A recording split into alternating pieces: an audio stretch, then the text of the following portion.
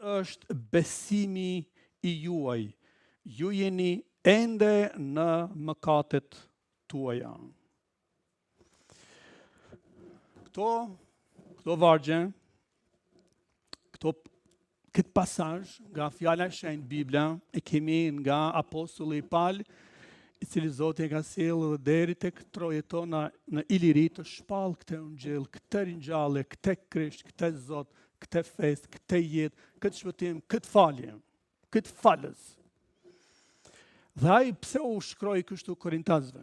Sepse në atë kohë kishte nisur për para 2000 viteve një mësim brenda të krishterëve, brenda njerëzve të tjerë, se grekët dallonin në formimin e tyre prej hebrejve, ishin më spekulativ.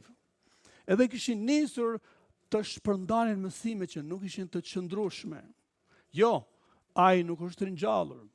Kjo ka ndodhur vetëm figurativisht, vetëm në shpirt, jo në trup. E kështu, prandaj Pali, duke dëgjuar këto mësime tani që kishin nisur me zon rrënj, ai u shkruan letra dhe i vizitone madje, shkoi dhe qëndroi këtu për një vit.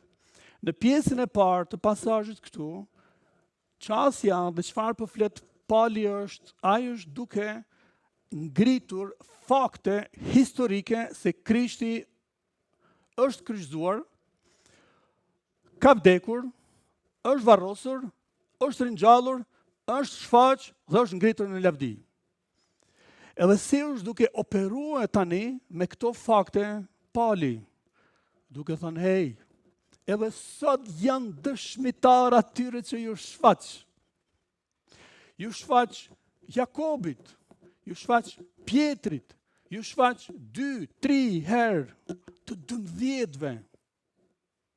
Ne e pam. Pra, është një përmbledhje e fakteve historike. Dhe mesazhin tim sot e kam quajtur ringjallja tej fakteve historike. Çka do të na hynte në punë neve, vetëm vërtetshmëria se Krishti është ringjallur.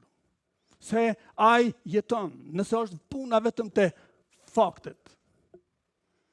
Po secili krishterë din se faktet janë të rëndësishme, luajnë një rol, por në pjesën e dytë të pasazhit, Pali na çon me mënyrën se si ai argumenton më tej se sa fuqia e fakteve. Ai është duke argumentuar tani në mënyrë shumë interesante, të pa precedent në krejt mesazhin, krejt Biblën. Ai është duke renditur këto fakte. Duken paradoksale. Thot,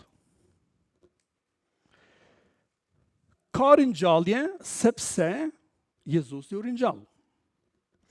Dhe pastaj e kundër thot, nëse nuk ka ringjallje të vdekurve, as Jezusi nuk është ringjallur.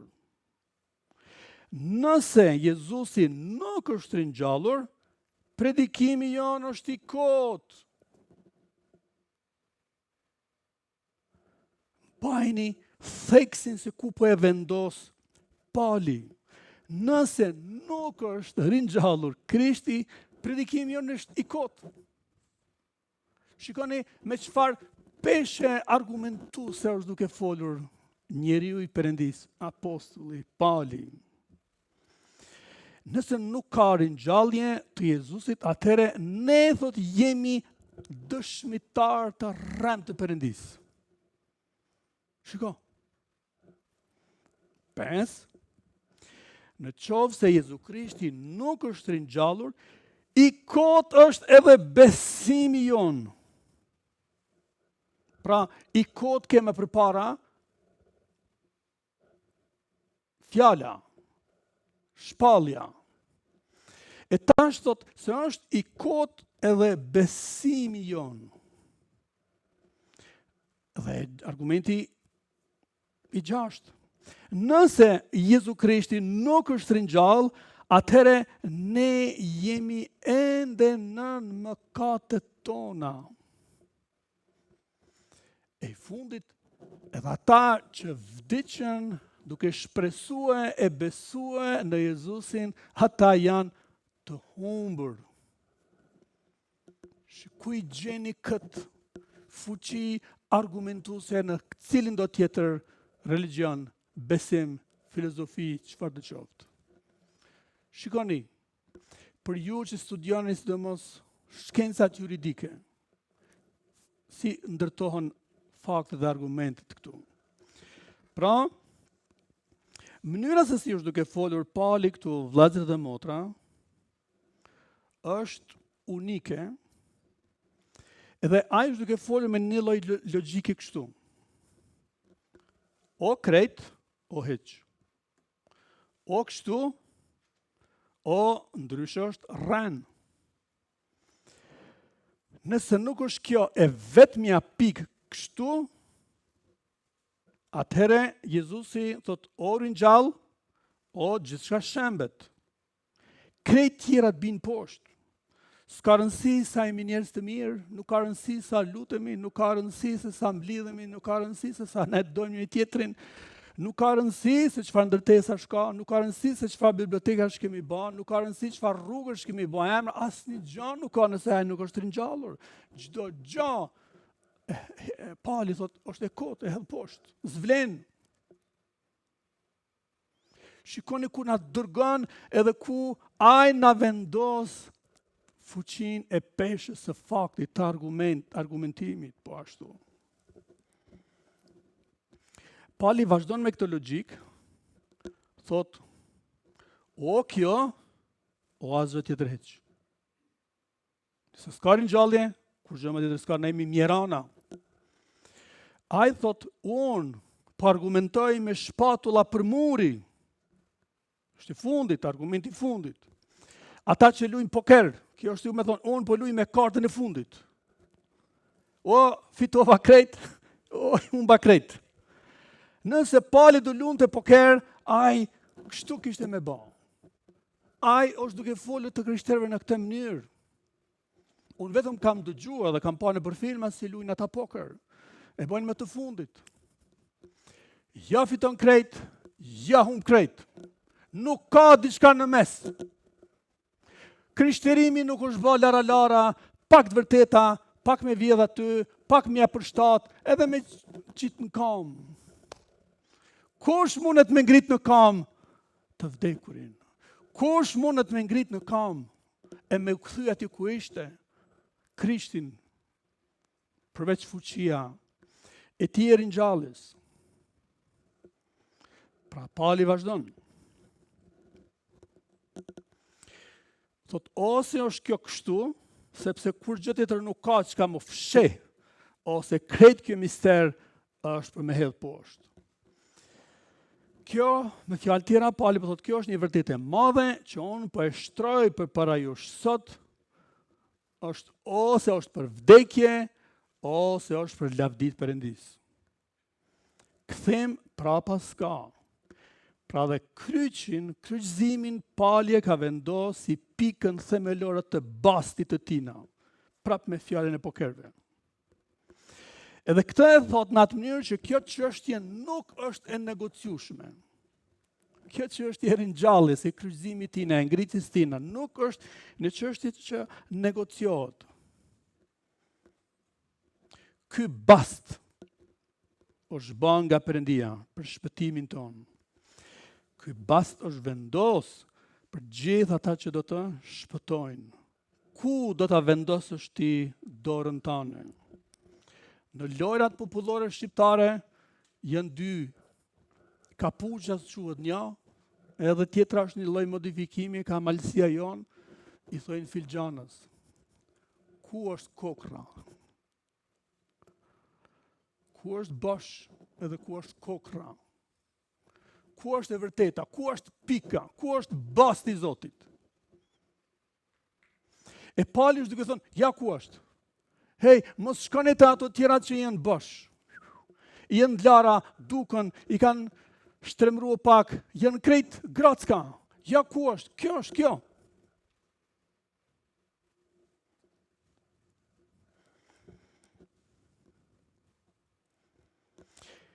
Dhe për fund, Pali, si ngrit këto fakte dhe si argumenton, është kjo. Ti nuk mund është ma me kanë me dy mendje si i krishterë. As me qëndrue me një në këmbë, një vend tjetër, e me këmbën tjetër, dyku tjetër. Pra, si po e shohim ne se ringjallja e Jezu Krishtit është te fakteve historike? Si? E para është se nuk është veç një fakt se thot nëse s'ka ringjallje, nuk do të as të vdekurit s'kan më ringjallë. Predikimi apo ungjilli, shkoni për këtë ungjill që ka sjellë Jezusi, këtë lajm të mirë, pa ringjallje është kot. Pra shikoni ringjallja për te i fakteve historike, madje thot edhe besimi jonë është kot. Çfarë dëshmitarësh ne jemi? A jemi të rrema dëshmitar të Perëndisë, që thot Pali. Shikoni, është te i faktit historik ky argument. Po më e madhja është argumenti te i fakteve historike është se pa ringjallje, pa Krishtin e ringjallur, ne jemi ende mjeranat më të mëdhenj, ne ende jemi nën mëkat. Edhe ata që vdiqën të duke besuar, e kanë bë kot të humbur. Prandaj Pali në thot, ka ringjallje të vdekurve, se Jezusi u ringjall, predikimi dhe ungjilli është e vërtetë se Jezusi u ringjall dhe është fuqi e Perëndisë, na thot te Romakëve. Besimi jonë është i gjallë sepse Jezusi është ringjall. Besimi jonë është veprues sepse Jezusi është ringjall. Ne jemi dëshmitar besnik sepse Jezusi jeton brenda nesh. Mëkatet tona janë falur sepse ne kemi shkuar tek Ai dhe Ai na ka falur ato. Ne tash kemi fituar mbi vdekjen sepse Krishti u ringjall. Dhe ne na ka dhënë edhe më shumë se kaq. Birrin na ka dhënë. E po mirë. E këtë besojmë tani ne, se nga njëherë mund të hutohemi me faktet, me burimet. A duhet të besojmë ne se të krishterë çfarë tha ky njeri vetëm 18 vjet mbile jo, është rreth 15 vjet, kur Pali shkroi letrën e Romakëve. Është 15 vjet pas ngjarjes së ringjalljes së Krishtit. A duhet të besojmë ne këtë personi cili thotë se po unë njoh ky njeri se këta e kanë pa janë dëshmitar të gjallë. Unë kam takuar Pjetrin e Gjonin dhe Jakobin që ishin dëshmitar të gjallë, nxënësit e tij bashkë me Jezusin dhe që kanë pa të ringjallur. A do të besojmë ne këtyre shkrimeve që janë bë vetëm 15 vjet pas ngjarjes, kur ende njerëzit ishin gjallë me apostujt dhe kur gjithë njerëzit me politikan, guvernator dhe kur këto gjëra kishin ndodhur në kohën saktë të Ponc Pilatit, mbretit Herod, edhe të perandorit Tiber, edhe kur 3-4 historian të kohës, sikurse Flavi Jozefi dhe të tjerë, Taciti për shembull po ashtu, ishin shkrimtar, vërtet ishin historian të kohës, ata vetë po ashtu pohuan në shkrimet e tyre. Po Jezusi nga Nazareti, ai të cilin e kanë kryqëzuar dhe është ringjallur, edhe që besojnë sot. A duhet të besojmë këto? Apo nga njëherë mund të jemi të ngatruar edhe një dëshmi të tjera që vinë pas 500, 600 apo 700 vitesh duke thonë, jo, ai as nuk është vra, ai as nuk është kryqëzuar, po kon dikush tjetër, ai madje nuk dikush tjetër bile ken vend tina, nuk u kon ai hiç aty, u kon dikush tjetër. Këtë do të besoni ju. Një dëshmi në tillë që është 15 vjet që u shkrua dhe u dhanë në atë kohë, apo do të trullovni me atë që vjen pas 600 vjetëve. E po na jemi lodhur pak nga këto, sa herët që vjen puna e Jezusit, më jo, nuk u vra, nuk u ringjall, nuk e kanë qitë në kryq, e kështu, po. Fundi diku ne duhet po flasim Krishtin, nuk jemi duke po lexojmë fjalën e Zotit, nuk jemi duke thënë diçka tjetër.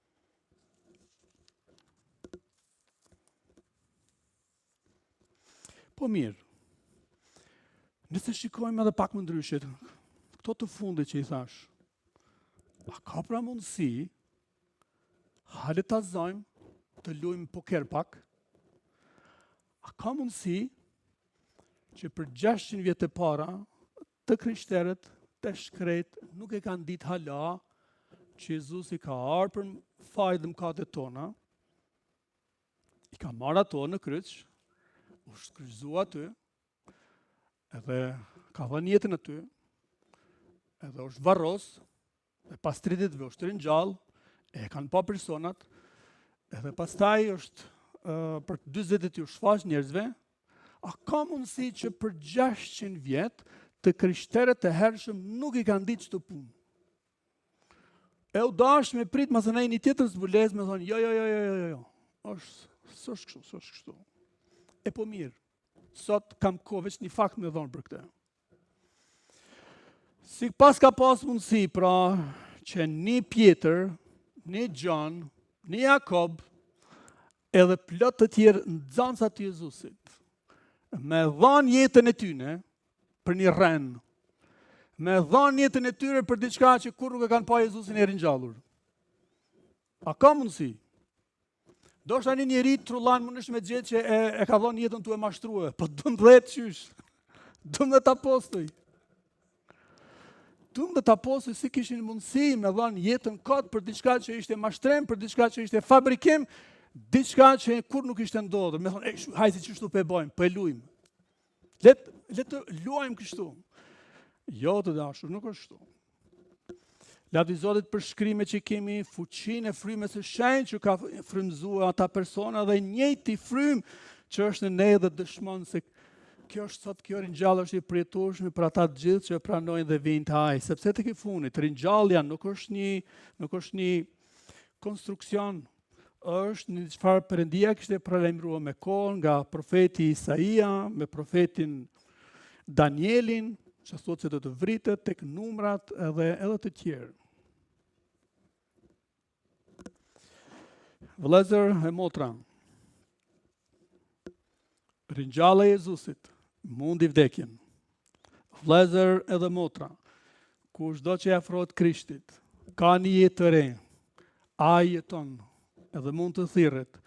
Dëshiroj që t'ju uroj të gjithëve me gëzim, Jezusi u ringjall. Ai është i gjallë dhe ai jeton. Dhe jeton në zemrat e secilit prej jush, në zemrat e atyre që e pohojnë dhe dëshmojnë e besojnë në të. Gëzuar për shumë mot, Perëndia ju bekoft, juve, shtëpitë juaja, mesazhi i Pashkës u mbyll. Faleminderit shumë.